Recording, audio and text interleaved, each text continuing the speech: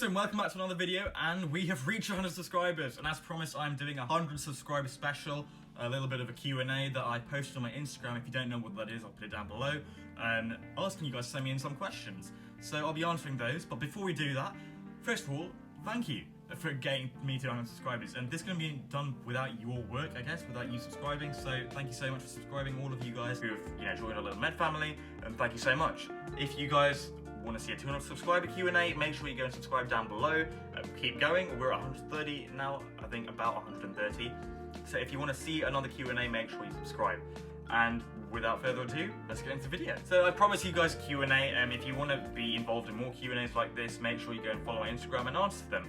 We got quite a few questions in, so I'm going to split them up into personal and medical related questions. But I'll be answering the personal questions first. I'll also drop sort of time links to them down below, so if you want to skip to a particular question, you can do so. And you can get the answer to that. If you want to sit through the whole video, feel free to sit through the whole video. Yeah.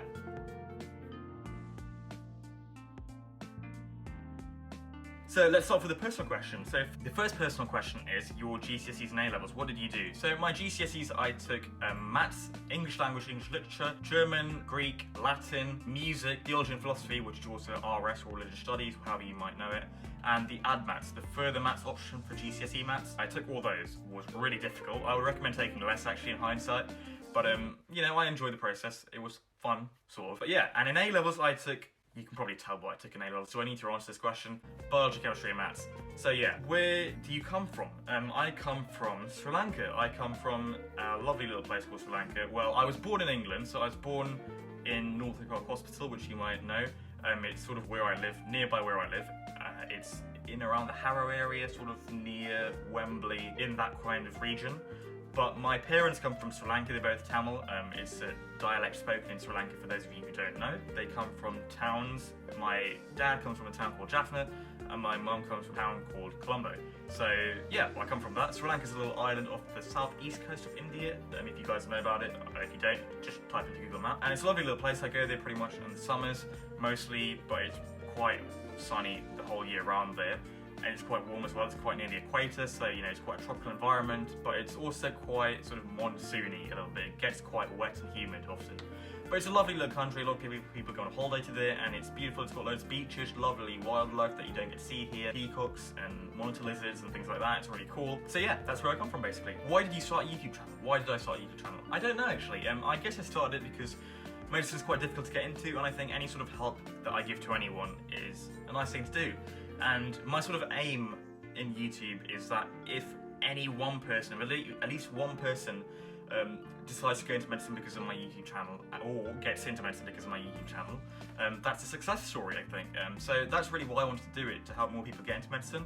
I guess we need more people in medicine now more than ever. It's that whole thing going on now. I think that's really why I started my YouTube channel, to help more people get into medicine. So yeah, that's sort of my answer. Who inspired you to get into medicine? Who inspired me to get into medicine? I don't really have one person who inspired me to get into medicine. I think it was sort of a process, coupled with work experience, coupled with experiences in hospital, coupled with my own personal experiences with healthcare. So yeah, I think a combination of those things is really why I got into medicine. I don't think any one person just, oh wow, okay, because of him I'm going to become a doctor. It's sort of a dangerous precedent, because you don't want one person to, be a reason that you're going to medicine. You want it to be a combination of things, so that, if that one person turns out to be a flop and, decides not to go into medicine anymore, or drops out, or, leaves their job as a doctor, you're kind of left thinking, why am I doing medicine? If it's a combination of experiences, if any of those experiences sort of has an issue or a problem comes up, you've got loads of other reasons to fall back on why you've done medicine. So, whenever you're stressed, whenever you're thinking, why am I doing this, you've got loads of different reasons. So I think that's a really good thing to say, and, that's probably one of the reasons why I went to medicine. Loads of different reasons. Who inspired you to start a YouTube channel? I would say, who inspired me? No one person's inspired me. I would say quite a lot of people who inspired me. If I pick one person at random, I'm sure a lot of you know who Ali Abdaal is. I'd say the most popular YouTuber on YouTube at the moment. Obviously he's gone into productivity, he's gone into social media now, and it's super cool to see that, he's a junior doctor who's done all these things on YouTube, and, he's shown that it is possible to do it. So it makes it super, more realistic for the rest of us. So I'd say he's one of the most people who's most inspired me to get into YouTube, I think.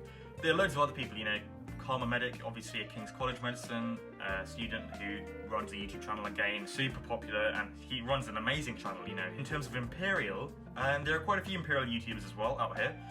Devify is one of them. He's quite popular, and you know, he runs an amazing YouTube channel, talks a lot about the college itself, which helped me make my decision, I guess. And I guess the reason I wanted to apply was by looking at YouTubers, and I watched Devify quite a lot when I was deciding to apply to Imperial. So I guess he's also one of the people who've inspired me to get a YouTube channel and start it. So it would be super cool to do a collab with them in the future if, you know, we get big enough. Obviously we're at 100 subscribers now, so we're nowhere near that yet. But, you know, in the future, potentially at some point, if we keep growing, yeah, that would be the goal, I guess. Would be super cool. Relationships. Tricky question. Relationships in school. I guess school was not a time where personally I thought a lot about relationships. Friendships, obviously, you know, you're surrounded by people every single day, and you know, the same people every day, obviously, if you take the same subjects. So yeah, but relationships, I guess not. You know, at school I was really busy. You know, I threw myself into a lot of things at school, so I wasn't really someone who was quite outgoing as other people, as you might, you know, think a normal person would be. I'm not that outgoing. I'm not socially very mixing, you know, with people.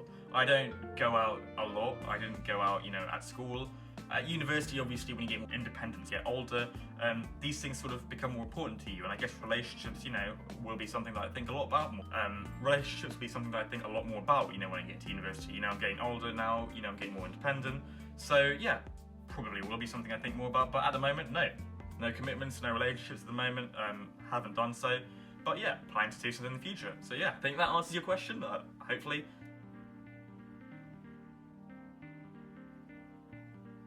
Medicine is one of those degrees where you need to decide if you want to do it early on, because the application starts very early on. So if you want to do it, you need to decide in year 9.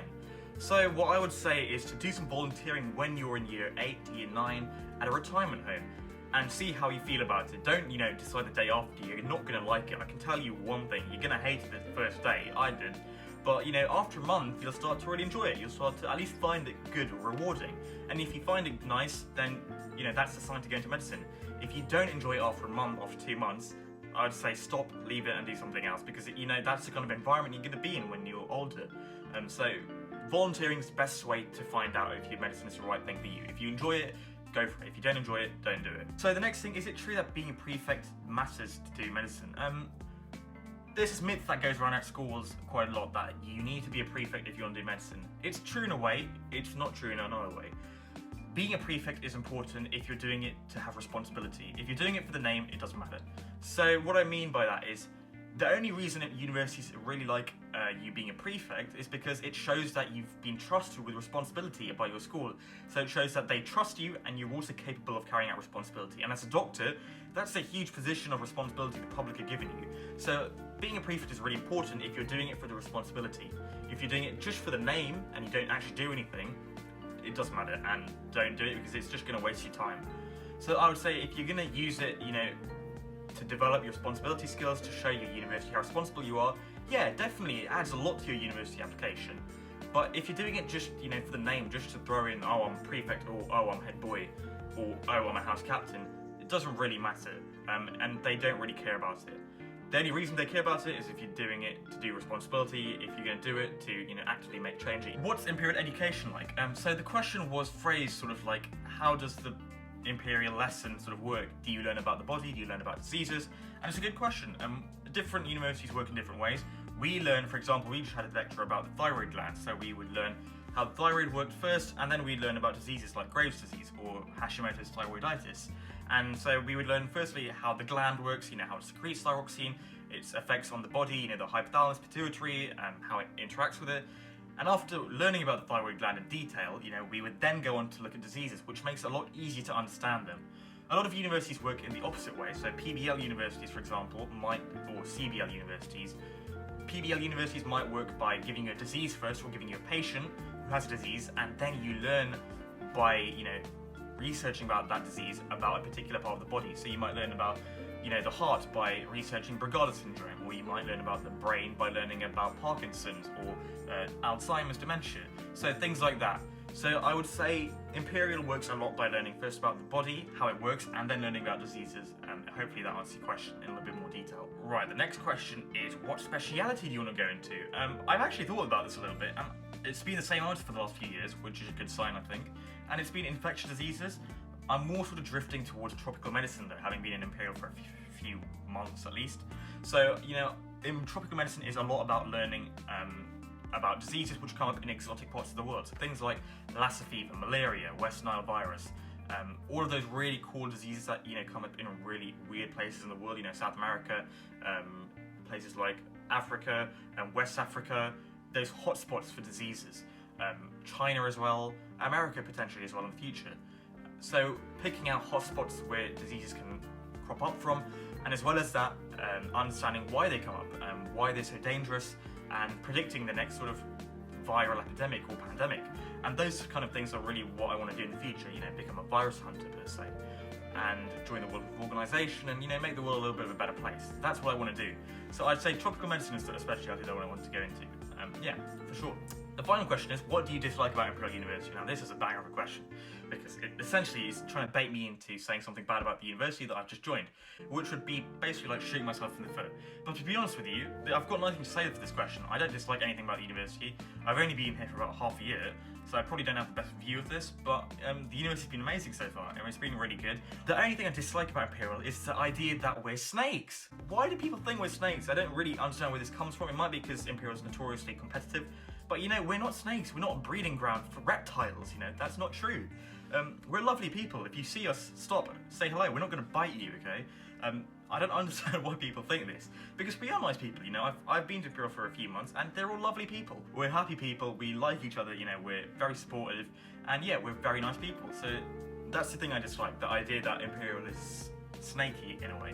It's not. So yeah, hopefully that was enjoyable. Hopefully you answered your questions. If you've got any other questions, feel free to DM me on Instagram, Snapchat, Twitter, whatever, and follow me on all of them as well.